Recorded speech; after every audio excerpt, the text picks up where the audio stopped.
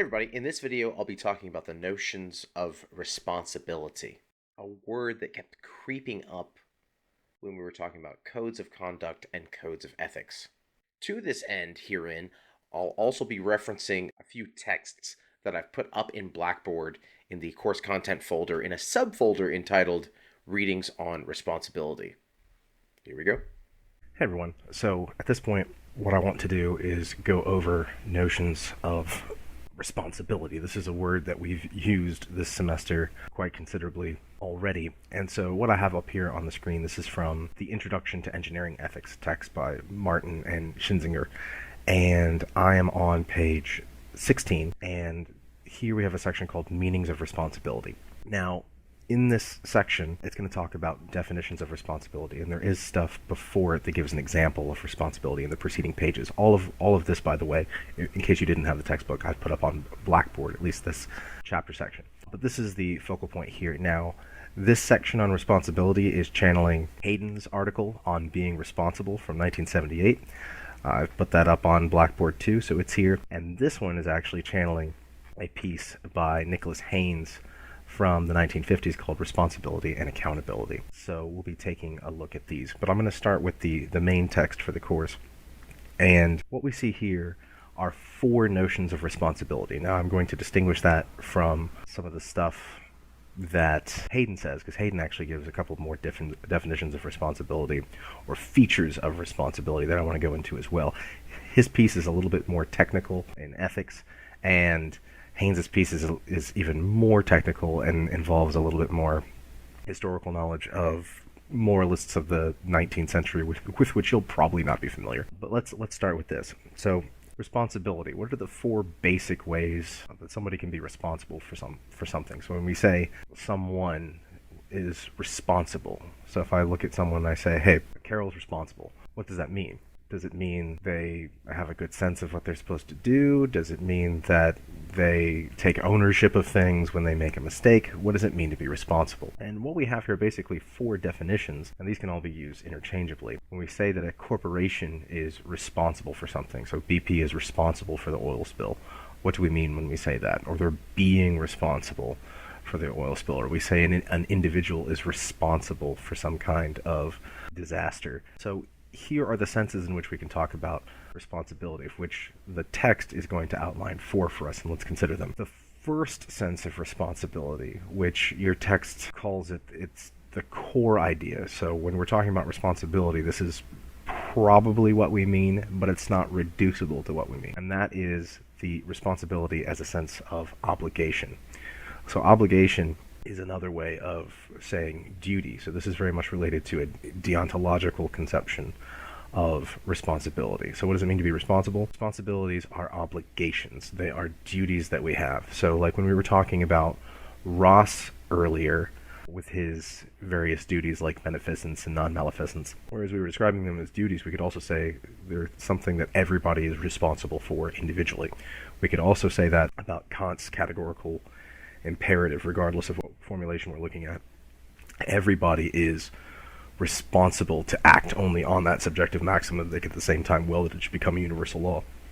Everybody is to be responsible for never treating someone merely as a means. Everybody is to be responsible as a legislating member in a kingdom of ends. Now it continues. What does that obligation or duty look like? Well, these are types of actions that are morally mandatory. You must do them. Now, that mustness or that obligation also means that there is a possibility to be deficient. If you're responsible, you have an obligation, you are supposed to do it, but that means that you can, through either bad will or neglect, not do what you're supposed to do. And so that's what your responsibility is. The text continues. Some obligations are incumbent on each of us, such as to be honest, fair, and decent. I think it depends on what discipline you find yourself in. I think if you're in engineering, that is the case, that we are to be honest, fair, and decent. These are obligations that we have, well, to whom? Really, to ourselves and to each other and to society. So those are the kind of prima facie obligations that W.D. Ross talked about, the obligations that everybody has. What Kant would call categorical imperatives as well, I think, would be those kind of obligations that are universal, they apply to everyone.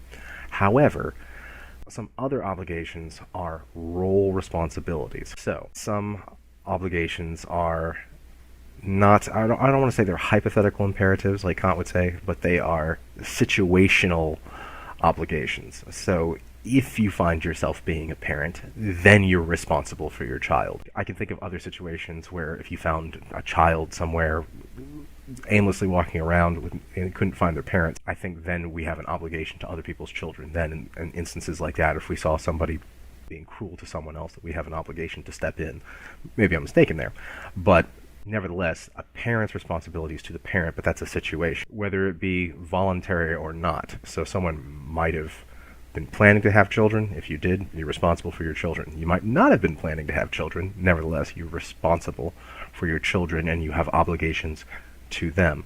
Further, if you find yourself in a career situation, you become an engineer, you're responsible to your employer, your employees, and clients, and even, as we've established from the codes of ethics, the general public. Just like me, as a professor, my responsibility is primarily, in my view, to all of you. It's also to the university and its administration and my superiors and so forth. But I think my primary obligation is to you. But this is a situational obligation. Not everybody has the same kind of responsibility to students or to the university, at least in that direct way. There might be something indirect, we could say, through taxation or government grants or something like that. But what does this entail for engineering? Thus, a safety engineer might have responsibilities for making regular inspections at a building site, or an operations engineer might have responsibilities for identifying potential benefits and risks of one system as compared with another. But that's their situational responsibility. It's something that comes into play, you could say, really only if one finds themselves in that situation. So in that sense, they're situational. Like, just like if you take any role at that moment, then you become responsible. This is the main view of responsibility, a sense of obligation. Now, what will happen sometimes is when we're talking about responsibility, this one will get conflated. That is, it'll get mixed up with the other views of responsibility. But sometimes the other views of responsibility are also incorporated into it as well. So we've covered the main one. Let's take a look at the next one. The next definition or view, what we could call it a mode of responsibility, is accountability.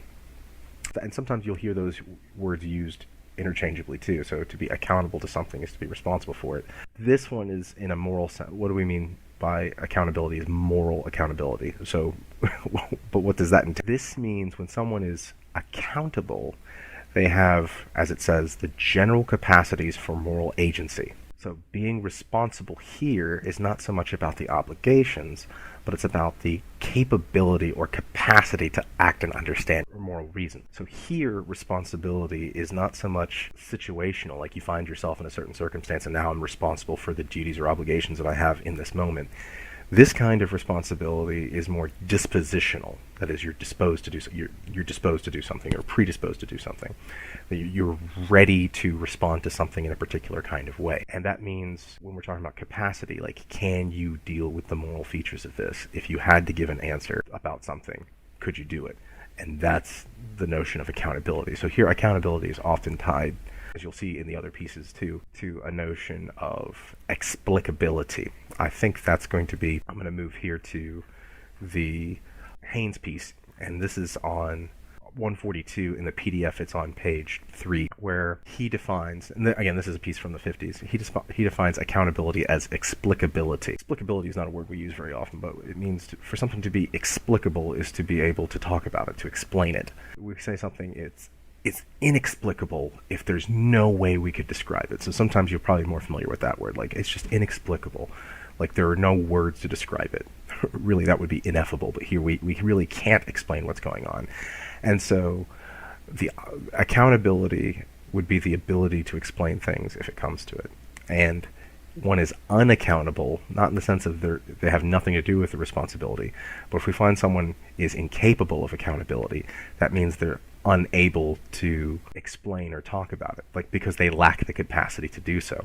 So I'm going to read a little bit of what Haynes says here on this, and then we'll go back to the main text. He says I'm going to look at this paragraph, and there's some of this is antiquated because this is a piece that's about 70 years old, but I think this will be helpful to look at the notion of accountability. Haynes says, in ordinary speech, an act is accountable not only when it's liable, that is something that should be done, or there's a cause for something to go wrong.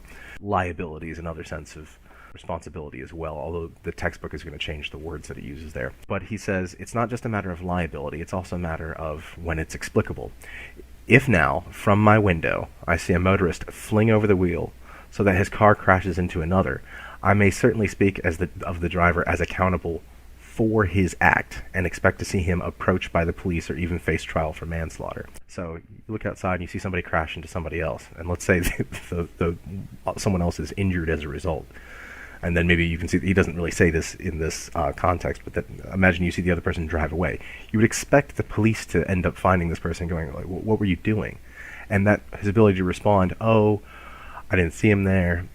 That right there, that's the notion of accountability. How do you respond to what you're doing? So when people are charged with crimes, for example, not just saying, guilty, not guilty, no contest, but how people explain or reason what they did is a kind of responsibility as well, their ability to do so. He continues, that's Haynes. I may, however, speak of his act as accountable in two other ways, both of which are modes not of liability, but that is being responsible in the sense of you did something wrong, but of explanation. He says, roughly and inaccurately, I may describe those two ways as explanation by causes of and reasons for, or better still, non-rational explanation and rational explanation. A brainstorm will do as an instance of non-rational explanation. A split-second decision to avoid a child crossing the road in front of him, or even a carefully planned attempt to murder the driver of the other car will do as rational explanations.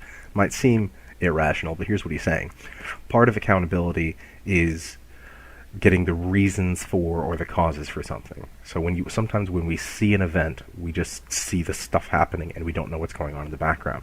So if we looked out, let's say, like I've got my window behind me, I heard a car crash and I look outside and I see somebody else, it looks like a car crashed, and then someone else is running and drives away. And my immediate conclusion might be, I can't believe that someone did this. Someone crashed into someone else and it was a hit and run. And he says, part of accountability would be, oh, you didn't know that the reason why they crashed was maybe they were trying to avoid a child that was out in the middle of the street. Or maybe they were actually trying to kill the other person. Like they saw that person, they're like, I'm ready to kill you, and they drive into them. Both of those would still be accounts or explanations. Another example might be, I think in this situation, like I see a car crash and then someone drives off, like, well, they're trying to get away, maybe they didn't have insurance. That might be part of the account. But also, maybe someone was in the car and had to go to the hospital, and they couldn't stay there in that moment because someone else in the car was in danger of dying, and they had to get to the hospital, and that meant if the hit and run had to happen, there might still be legal consequences for that, but that ends up being an explanation as to why. So sometimes, like I said, we just see things happen. Accountability is explaining why something happened. So taking responsibility in this sense is being able to explain why did you do what you did. And that's why sometimes, like in personal relationships, maybe you said you were going to wash the dishes and you didn't, and your partner gets mad at you, like, why didn't you wash the dishes? And maybe you just had maybe you had the worst day at work ever, and you're like, look, I know I didn't get it done, but I had a really rough day. You didn't follow the obligation in the situation that you promised I was going to do the dishes, but nevertheless, offering an account as to why, whether it's legitimate or not, maybe you didn't have a bad day at work and you're just telling a lie, that's still a kind of responsibility in terms of giving an account. Now, I think where accountability is genuinely responsibility is when we're telling the truth about it. Like, I really did have a rough day, and that's why I didn't do it, because it didn't cross my mind. That's still a kind of accountability. So let's go back now to this piece. That is your main textbook. So what else do we say here? So accountability involves both the capacity for explanation and then the actual activity of explanation or explicability when it comes to it. Often if nothing goes wrong, there's nothing to explain. And you know this. If you're not in trouble, you have to do far less explanations than if you find yourself in trouble. Why did you do what you did? So when it comes to taking an account, and that's why even sometimes when we're talking about explanation, sometimes we're talking about our narratives, we're talking about accounts. That's what I mean by accountability here, is the ability to offer an explanation, offer an account of what happened. That's accountability. Let's take a look. Wrongdoing, when we talk about somebody doing something that they shouldn't have done, takes two primary forms: voluntary wrongdoings and unintentional negligence. Voluntary wrongdoing occurs when we knew we were doing wrong and we're not coerced, Sometimes it's caused by recklessness, that is flagrant disregard of known risks and responsibilities. Other times it's a result of weakness or will, whereby we give into a temptation or fail to try hard enough. In contrast, unintentional negligence occurs when we unintentionally fail to exercise due care in meeting responsibilities. We might not have known what we were doing, but we should have known. Shoddy engineering because of sheer incompetence usually falls into this category. So here it mentions we have aspects of voluntary and involuntary. Wrongdoing can still be unintentional. Now, remember, in some aspects of deontology, the intent goes a lot into the notion of culpability. Like, it's more like which is worse? Is it wrong to accidentally do something, or is it more wrong to intentionally do something? And as I've said before, the way our legal system works is we often have various degrees of crimes based on in the notion of intent. Which is worse, first-degree murder or manslaughter? Well, the penalties for first-degree murder are significantly more punitive and severe than the penalties for manslaughter, but the end result is the same. Somebody killed somebody else. But we penalize the accidental kind far less. Now, sometimes somebody might, or like it's something with engineering, somebody might do something because of being shoddy. They weren't as thorough as they ought to have been, and sometimes people die as a result of shoddiness. I think this is the case with the Challenger explosion in many respects. So, as terrible as that is, and we can hold people accountable and responsible there, that's still, in some sense, perhaps better than someone working on the Challenger mission was attempting to murder the crew. That would be malevolent, and that would be considered worse. But this is where this comes into play. Sometimes it's acts of, we could say, it doesn't use this in this paragraph, but I would say we could distinguish between commission, committing something, and omission, neglecting to do something. Both of those can still be an activity, whether you're actively doing something or inactively doing something, and something terrible happens as a result. That's the second component of the notion of responsibility, being able to give an account. The third notion of responsibility is conscientiousness. What does it mean to be conscientious? Well, an engineer accepts their obligations and are conscientious in meeting them. They diligently try to do the right thing, and they largely succeed in doing so even under difficult circumstances. In this sense, being responsible is a virtue, not a duty, an excellence of character. Of course, no one is perfect, and we might be conscientious in some areas of life, such as our work, and less conscientious in other areas, such as raising a child. Maybe we're really good at our job, but we're not as attentive to our children as we might be. So some people can be very conscientious in some areas, and not in others. So to review what we have so far, the first notion of responsibility is a notion of duty or obligation. Here's what I'm supposed to do. Okay, in this specific circumstance. Now, some specific circumstances are just being a human, but it's not a virtue, it's a duty. Okay, that it's something that you must do. The second notion of responsibility is accountability. Like, are you able to explain your actions? And it's not just the explaining. Do you have the capacity to explain your actions? Maybe you don't want somebody to be on the PR side of things if they're incapable of making an explanation or unable of talking about things effectively. So on the second aspect, being an effective communicator is important. Here, this is a virtue, and it's a matter of commitment to doing the right thing in a particular situation. So that's another kind of responsibility. So here, the first one, obligatory, the second one, explicability, the third one here, volitional. That is, it has to do with the will. Like, are you going to do whatever it takes to do the right thing? That's responsibility as well. Even if it doesn't translate into specific, I need to do this exact thing. Sometimes it's inexact, but this is a character attribute, trying to do the best thing that we can. Not out of a sense of duty, but out of a sense of virtue or excellence. So I want you to see how that, here, that sounds like Aristotle and Conxy. To be this person is to, like, will you pursue virtue for the sake of virtue itself?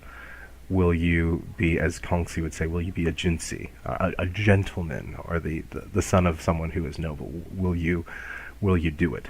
And so this one's more about personality or character than it is about actual acts. And then finally, the last sense of responsibility is what is often called, in the other literature, it's often referred to as liability. But the textbook distinguishes it, and I think this is actually a helpful distinction, rather than talking about liability as when we say responsible for something, like if I make this sound, Who's responsible for the sound? I am. Now, that has nothing to do with obligation. Even if I don't say that I did it, I still did, so it has nothing to do with me explaining it.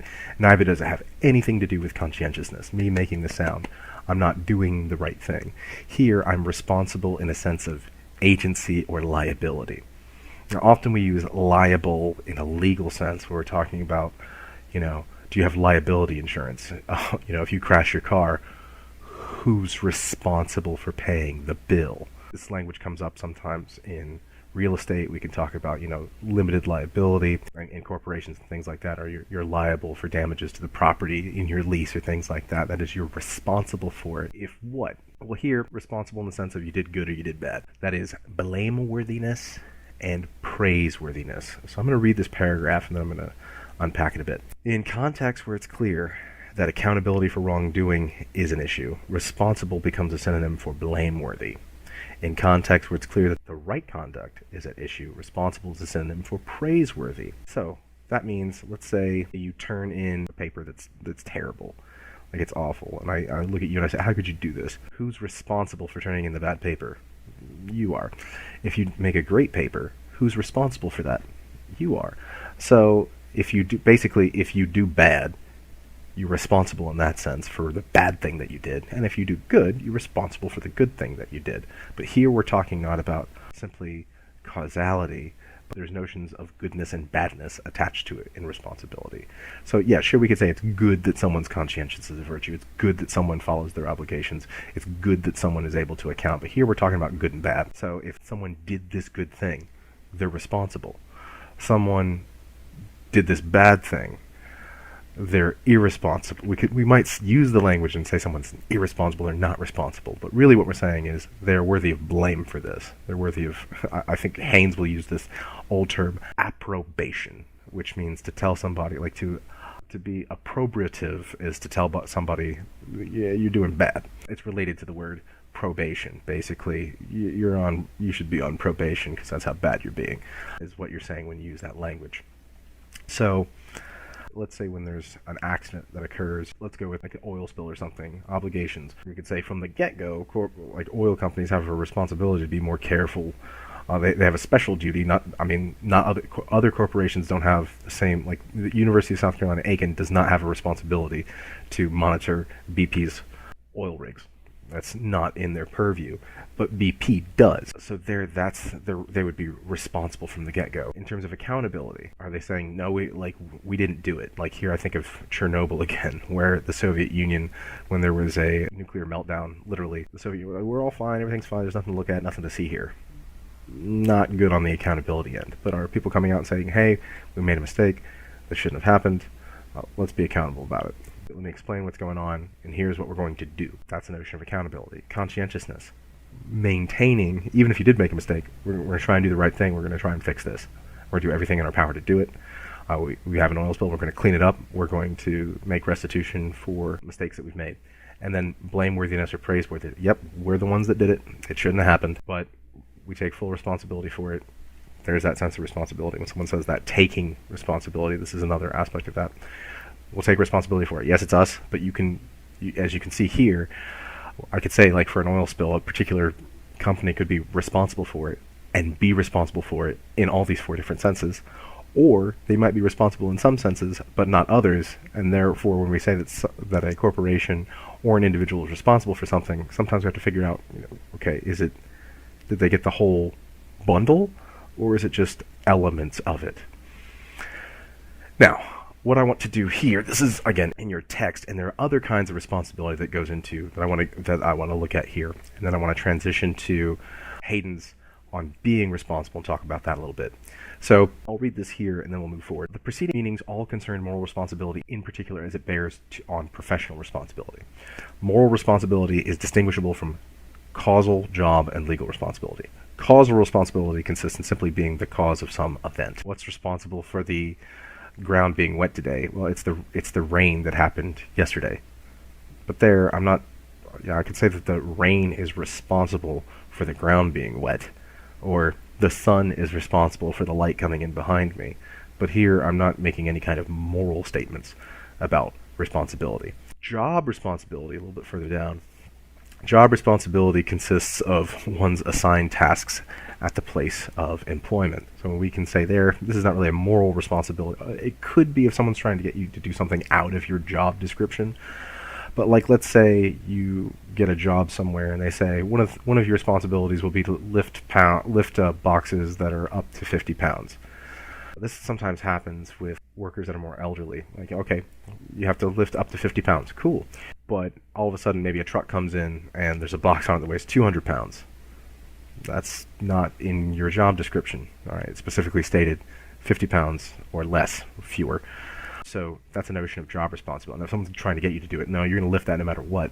Now these are moral problems. But job responsibility are simply the things that you're supposed to do. Not necessarily in a moral sense, but in a sense of, this is the job that I have. And finally, legal responsibility is to do whatever the law requires. So what would that mean in terms of legal responsibility? So legal responsibility. Now, originally, in about a month, we had a tax deadline. That is going to move now to July 15th. In spite of it moving, if you have taxable income, you are legally responsible to pay your taxes. It's not necessarily a moral thing to do, all right? Like, I have a sense of duty. I've done the right thing. I've paid my taxes. Legally, that's what's required of you. You might be legally required to stop at stop signs or stop at red lights. And that's a legal responsibility, but that's not really something. Maybe you could say in a moral sense, because when you're driving, it involves the health and safety of others. But just following the law, you can be responsible in that sense, but that doesn't make it morally praiseworthy. I don't think every time someone stops at a stop sign, we necessarily need to give them, like a good job sticker. Nor necessarily if someone's, doing a California stop at a stop sign, do they need to get a ticket for it necessarily either, especially if there's no one else around. Granted, that's another notion of responsibility, I hope. But basically just following the law, doing the things that you're supposed to do, that's legal responsibility. It's not necessarily moral. Now, on the other hand, a neglect of those things might be criminal, potentially also immoral in that sense. But that's a different kind of responsibility. I want you to really focus on those four that we looked at a moment ago. Now, furthermore, if we look at Hayden's notion of responsibility, which actually your textbook references this on the bottom of page 16. It's like, this notion of obligation, here's the piece, and here's the actual piece. So here, this one's a little less antiquated because I think it's from the 70s, but I want to look at what he defines as the elements of responsibility. So first of all, in the piece, page 48 on the PDF itself, it's actually the fourth page. This piece starts off with Hayden saying that, there's a lot of different definitions of responsibility, so let's talking about it. So the first element is this: taking seriously the responsibilities of roles. Now, this is exactly what we were talking about with obligations before. So Hayden says, and here he's quoting Hart, a responsible person, in this view, behaving responsibly, not irresponsibly, require further elucidation a reference to role responsibility. A responsible person is one who is disposed to take his duties seriously, to think about them, and to make serious efforts to fulfill them. To behave responsibly is to behave as a man would who took his duties in this serious way. You'll notice here it uses the word duty. I think here also, since it mentions the serious efforts, that also kind of sounds like conscientiousness is embedded into this version as well. And they kind of go together, but here the focus is on the actual duties or responsibilities themselves, and not merely the attitude, but the situatedness of the obligations. That's the first element. The second element is the conforming to role expectations. So we'll look at this paragraph. In assessing whether a person takes his responsibilities seriously, someone, we'll call him Mr. X, might suppose that a person's responsibilities are exhaustively given by his major social and occupational roles. Behavior which falls outside the scope of these roles, as commonly understood, Mr. X will at best consider irrelevant in the assessment of the person's virtue responsibility. Then Mr. X will call the person responsible if and only if Mr. X judges him to be taking seriously, there's that phrase again, taking seriously, the responsibilities pertaining to the central and socially approved roles which he occupies. Moreover, if Mr. X takes this view of a person's responsibilities, he may also take the context of the responsibilities to be given by generally held expectations as to behavior within the role. And if those expectations seem clear-cut and undemanding, Mr. X may assume that a person is not taking his responsibilities seriously unless his overt behavior does conform to expectations. He will not then consider the way that the agent sees his situation and will not leave room for the possibility that the agent might, in all seriousness, interpret his responsibilities in a way that ran counter to his expectations.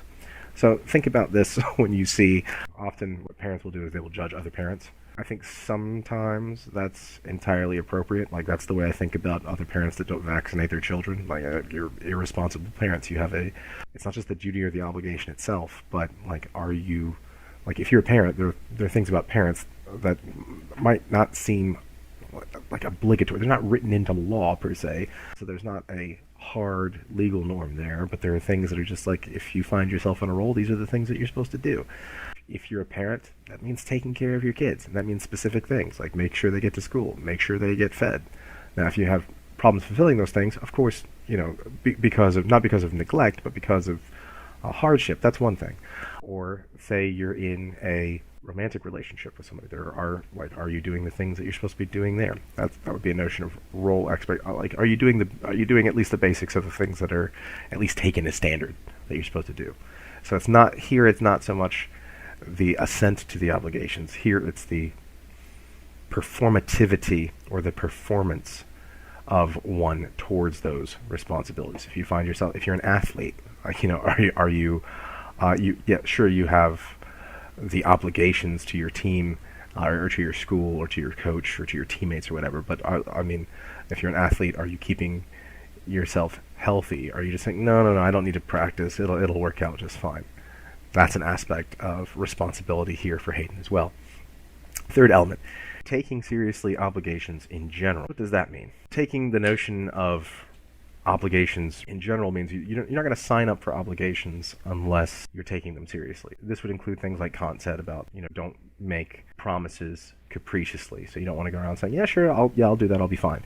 Don't say you're going to do something unless you're going to do it. Not simply in the roles that you've already signed up for, but taking the notion of obligation very seriously. This is the, I think, third time now in each one of these elements that Hayden's described, he uses the phrase taking seriously. That means the notion that the authors of your text called conscientiousness is embedded into all these other elements as well. But then we come to the fourth element, which is itself being conscientious. So what does that mean? Well, that means that in this particular interpretation of responsibility, it goes well insofar as it goes, but there's something else that's needed, which is the undertaking of responsibility. So that's what it means to be conscientious, and you see this here, you notice it's italicized, is the undertaking of responsibility, so long as it does not conflict with prior responsibility. So someone can be entirely responsible for doing all the things that they've signed up for. So let's say they're an athlete, they practice, they maintain good health, they do all the things that they're supposed to do for the team, but then they come home and they don't do anything else. They don't help people out around the house, maybe they don't pay their taxes, neither do they sign up to do anything. So they don't volunteer helping anyone in any kind of circumstance whatsoever. So in this case, they might be responsible for the obligations that they find themselves situationally in, but they don't volunteer or sign up for new obligations. That's a lack of conscientiousness in Hayden's view here. The fifth aspect here is something that sounds like something out of a little bit of utilitarianism. It's not, we talked when we were looking at the stuff in the text about intentionality. Here, look at this. The fifth element is having regard for consequences. So this is part of Hayden's elements of responsibility. So this involves trying to think through one's proposals, to consider their less obvious effects, to take account of questions in the form of, in itself, what is proposed is no doubt all very well, but what happens if this happens? So looking at hypothetical situations that will result from what you're doing, that's also responsibility. Not just thinking like, I want this is the thing I want to do. If we do this thing, what are some possibilities that could happen? So when it comes to looking at, say, building in engineering, like let's say everything goes successfully, everything's great. Well, what do we do in the situation if there's an oil spill, if a bridge collapses? If we find ourselves in the situation, what do we do? Do we just say, tough luck? Or what are you going to do about it? That's the fifth element of responsibility, is that having regard for consequences. Now, this sixth one is very Kantian. You'll notice the sixth element that you see in front of you is being autonomous. Now, autonomous is not a word that we use very often, but what does it mean to be autonomous? Well, literally, auto is a Greek prefix which means self, like an automobile. It's not powered by horses. Nomos is a word that means law, like astronomy means law of the stars. So what does it mean to be Autonomous. Well, this is very important for Kant. For Kant, all rational beings are autonomous beings because we self-legislate. We make laws for ourselves. Yes, we follow the laws of our household or of our societies, of our culture, of our states, of our nations. But to be autonomous means we also impose laws upon ourselves. We self-legislate and we self-regulate. And that's what we ought to do. So this is a little bit of a deontological take. So you'll notice Hayden says here that the condition of autonomy is included in many conceptions of responsibility, though not all. Here, for lack of space, I shall have to assume a tolerably clear understanding of autonomy as a desirable personal attribute. The autonomous man, again, a little older piece, autonomous human, it would generally be agreed, forms his own judgments. It is often added that he forms them rationally, and sometimes that he also acts on them.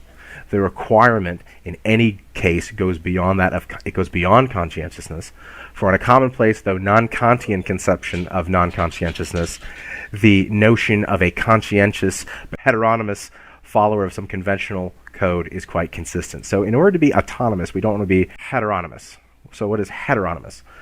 That is, well, someone else told me to do it. Because literally that means the law of others. So we just do whatever someone else says. Like, well, they told me to do it.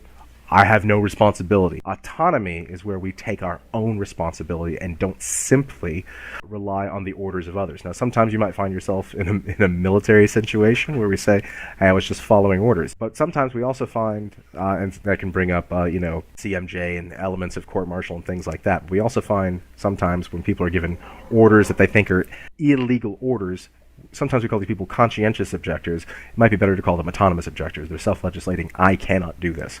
I will take responsibility in this moment. I'm not going to do it. That's autonomy. Think for yourself. I know we say that sometimes, and often thinking for yourself means thinking someone else's ideas, even there. But think for yourself, not in the sense of being a capriciously open-minded, whatever that means, but thinking for oneself and saying, I'm going to make my own judgments.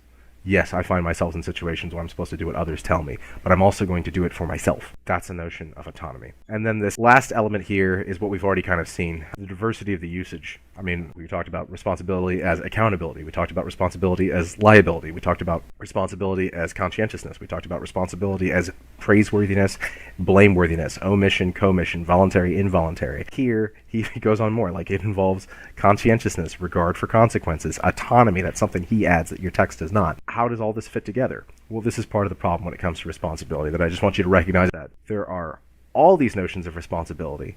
They're not necessarily equivalent, although they can be bundled together.